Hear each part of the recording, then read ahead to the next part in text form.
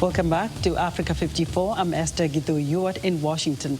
Millions of children in Sudan go to work each day instead of going to school, in part because of widespread poverty and in part because the education system does not have the resources to accommodate them. Naba Muhyiddin reports from Khartoum.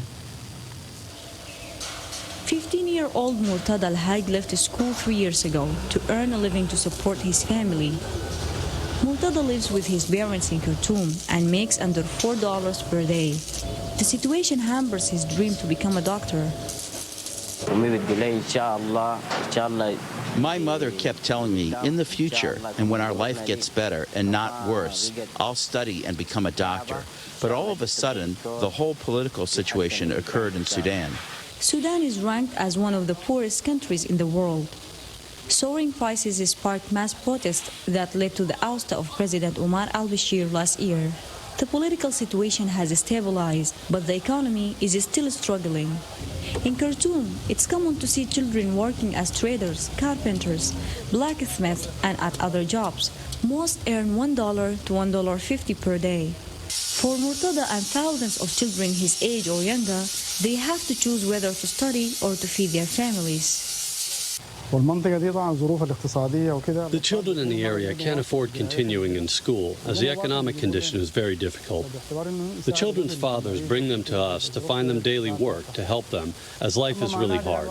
It's rare that one of the children continues in this work, but Murtada did, as he lives around the area and his life is hard. Sudanese officials have signed international agreements to provide free education and outlaw child labor, but have not followed through of any of the accords.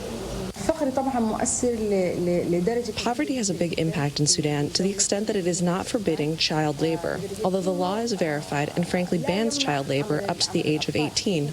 The controlling poverty is a serious issue. More than 3 million school-age children in Sudan are missing out on their education, according to a study carried out by the Ministry of Education and UNICEF. The Education Minister acknowledged that almost half of all children Murtada's age have no chance to attend school. The country didn't uphold children's rights. It built a system to only ingest 60% of the children. 40% of this age class have no opportunity to get an education. And this is the main reason that 3 million children are missing out on an education, according to the UNICEF report. With a new government in charge, Murtada hopes that the education system can change and he can pursue his dreams of getting a good education. Naba Muhyiddin for VOA News, Khartoum.